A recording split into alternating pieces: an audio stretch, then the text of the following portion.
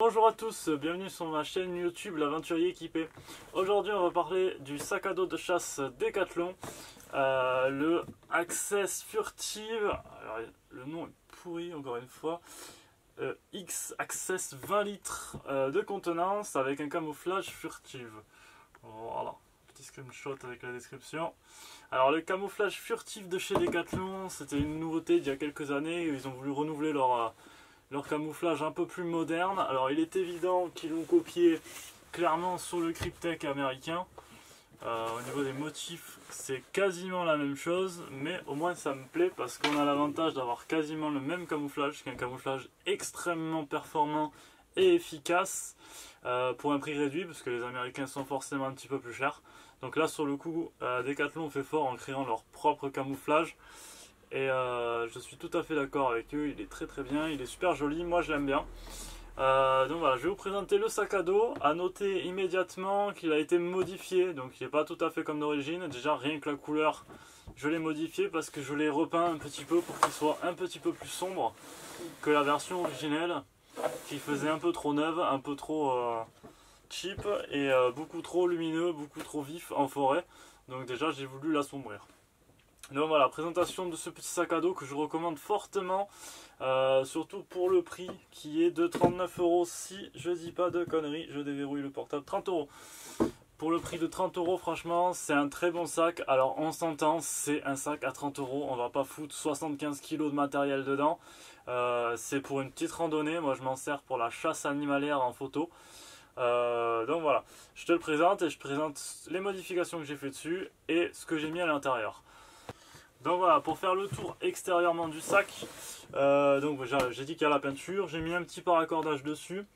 Ce qui est sympa, c'est que dessus on va avoir une boucle pour pouvoir fixer une carabine, un arc, ou éventuellement, moi c'est ce qui m'a plu direct, c'est de pouvoir fixer mon trépied photo. Donc ça m'a plu, avec la possibilité de tirer en dessous. Voilà, le système qui permet de mettre soit une carabine, soit un arc.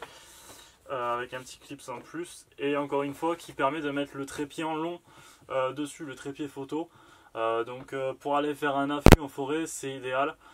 Chacun y trouvera un peu sa convenance pour mettre ce qu'il a envie dessus, mais le petit clip cumulé au support en dessous du sac, je trouve que c'est une super idée et qu'au moins ça permet de mettre ce qu'on a envie. Donc voilà, je le range. Donc à savoir qu'il sera légèrement imperméable aux petites pluies. Donc il ne faudra pas prendre l'averse avec. Donc on a une poche sur le côté de bonne contenance, on peut mettre une bonne grosse bouteille d'eau à l'intérieur. De l'autre côté c'est pareil, petit paraccordage décoratif sur le système d'ouverture. De l'autre côté à l'interne, donc on va avoir la dorsale un petit peu rigidifiée. Moi j'y ai placé un camelback, on le verra tout à l'heure. J'ai mis un petit couteau acheté sur Wish, qui est au niveau de l'épaule, qui est un super petit couteau que j'aime beaucoup. Je te le montre avec un petit paraccordage fait maison, donc il est orange d'origine. Voilà, un bon petit tranchant pour un prix vraiment réduit. C'est le Punisher Tactical Combat Survival Hunting couteau, lame fixe, lancer de couteau. Voilà la description Wish si tu veux le retrouver. Non, il est plus actuellement disponible. Mais voilà, il m'a coûté 6 € plus les frais de port. Franchement, c'est plus que raisonnable pour un petit couteau que je vais utiliser vite fait en bushcraft. Voilà, vraiment une petite taille. Il est léger, il est quand même bien rigide.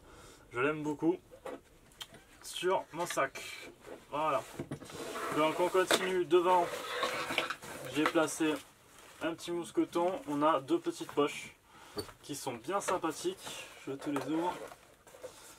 Le seul inconvénient, c'est qu'elles s'ouvrent assez souvent toutes seules. Beaucoup le disent. Elles ont tendance un petit peu à s'ouvrir toutes seules, malheureusement. Mais bon, c'est pas grave. Elles sont ultra pratiques parce qu'elles se trouvent devant nous quand on le porte. Et franchement, pour mettre le portable, les clés de voiture, voilà, toute une gamme de petits accessoires, c'est hyper pratique pour éviter d'enlever le sac pour avoir accès à ce qu'on veut. Moi personnellement, donc là je suis en configuration hivernale. J'ai une paire de gants légères que je mets sous mes gants quand il fait vraiment froid, et j'ai un petit goûter de ration de combat. Et l'autre, j'ai un morceau de bâche que j'ai à peu près dans tous mes sacs, qui me sert pour beaucoup de choses. Ça brille pour se signaler, camouflé de l'autre côté. Il me sert surtout pour m'asseoir en animalier, pour éviter de se faire mouiller le cul, tout simplement quand on s'assoit dans de l'herbe mouillée.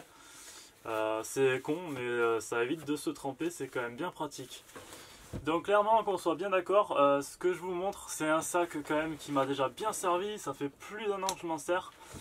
Mais il est évident que si on veut prendre du poids, c'est pas le sac qu'il faudra. Je dois prendre entre l'eau et ce que je mets dedans 3, 4, 5 kilos maximum. Après franchement il fait mal au dos, il est trop petit pour ça.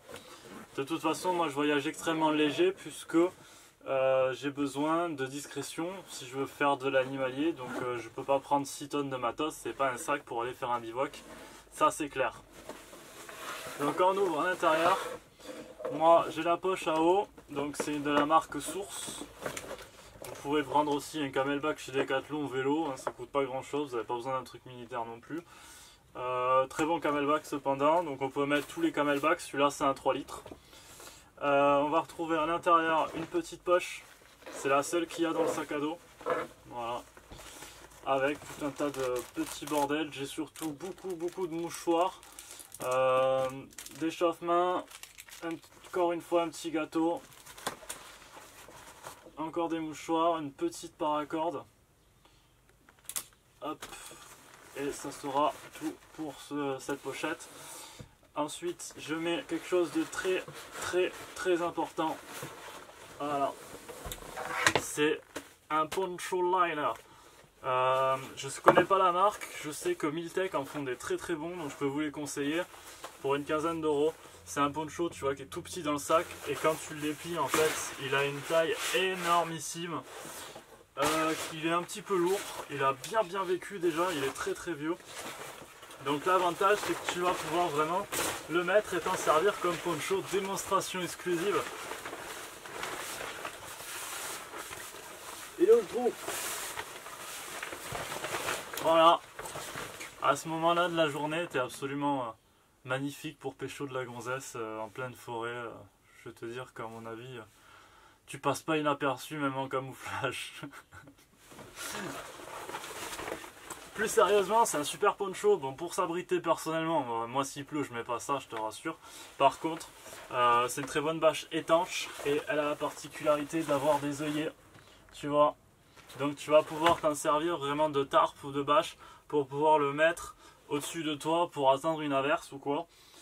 Personnellement j'ai du matos photographique qui coûte le prix des bagnoles, donc je peux pas me permettre de prendre la pluie s'il pleut vraiment. Donc c'est vraiment l'outil indispensable qui prend pas de place dans le sac et qui est vraiment super gros. Je pense qu'il fait 1,50 m sur 2 mètres. Vraiment indispensable à avoir dans son sac à tout prix, quelles que soient les conditions, quelles que soient les randonnées. Ça peut vraiment te sauver la vie. Voilà, donc on continue. Après cette magnifique démonstration, j'ai un mousqueton d'escalade que j'ai peint en vert pour le plaisir parce que ça brille ces putains de mousquetons. Mais voilà, j'ai un mousqueton d'escalade avec une corde qui peut résister quand même bien à mon poids, qui est quand même d'une bonne longueur, je pense qu'il y a 3 mètres en tout. Je peux éventuellement la sortir si besoin. Je m'en sers un petit peu comme une longe pour me sécuriser. Soit en poignée, soit accroché à la ceinture. Quand vraiment tu es en haute montagne et que tu as des trucs à franchir, il vaut mieux sécuriser un peu. Donc je fais pas de l'escalade avec, soyons clairs, mais je m'en sers pour me sécuriser. On sait jamais, une chute en montagne ça peut vite tourner au drame. Un petit mousqueton pour t'aider à monter ou à descendre un truc arpenté, ça peut être super utile. Ça pèse absolument rien, c'est un mousqueton en alu et je le recommande fortement. Ça m'a sauvé la vie plus d'une fois, en tout cas au niveau de s'accrocher et voilà, de pouvoir descendre à des endroits où tu peux pas descendre sans corde. Ensuite donc je vais ranger mon petit camelback. Voilà, à l'intérieur au fond j'ai plus rien, donc c'est pas un sac de grande contenance. Moi ce que j'ai fait, ce qui peut vous intéresser, c'est que j'ai fait une, je sais pas si tu vas le voir, j'ai fait une pochette, une poche. Donc ce que je disais la dernière fois, j'ai fait une vidéo pour récupérer des pochettes de vos pantalons. Ben là j'en ai cousu une à l'intérieur avec dedans. Donc tu mettras ce que tu veux, mais moi j'ai mis énormément de paracordes. Donc voilà, qui peut aussi servir. Je te montre la pochette de beaucoup plus près. Voilà, attends, je vais monter un petit peu. Voilà, tu vas mieux la voir à l'intérieur du sac. Tu vois, il y a une petite pochette en rajout et franchement, c'est bien utile. Voilà, petit détail que j'avais oublié, petit système qui ressemble à un système MOL militaire américain, encore une fois, pour mettre des pochettes. Alors sur ce coup là, je vous conseille pas d'acheter les pochettes Decathlon, ils vont vous les vendre cher pour rien du tout. Les pochettes Airsoft et militaires, ça ira très bien pour les gilets tactiques pour ceux qui connaissent pas. Voilà, donc vous pouvez fixer des choses ici avec des risselants ou avec les pochettes, et vous avez le même système d'accroche ici. Hop, focus. Pour mettre aussi éventuellement des accroches, le couteau ou ce que vous voulez. C'est bien qu'on commence à s'y mettre, il serait temps d'y arriver au bout de 10 ans que les Américains ont sorti ça quand même. Mais bon, c'est cool, franchement c'est un sac à dos que je vous recommande si vous n'en avez pas pour la randonnée, vous pouvez le trouver à tous les Décathlons. Vraiment il est sympa, le seul bémol que je reprocherais c'est qu'ils n'ont pas rembourré les bretelles et que du coup ben, c'est tout flasque, il n'y a pas de tenue, il n'y a pas non plus de protection pour les trapèzes si votre sac il est lourd. Donc c'est un sac qui est extrêmement léger à la base, donc il est très bien, mais vous ne mettrez pas beaucoup de poids dedans, ça c'est évident. Voilà, j'espère que la vidéo t'aura plu, n'oublie pas de t'abonner. C'est la dernière vidéo pendant ce putain de confinement, on va pouvoir sortir dans la forêt, aller enfin s'amuser. Donc j'espère que tu suivras mes prochaines vidéos, je te remercie et je te dis à bientôt, ciao.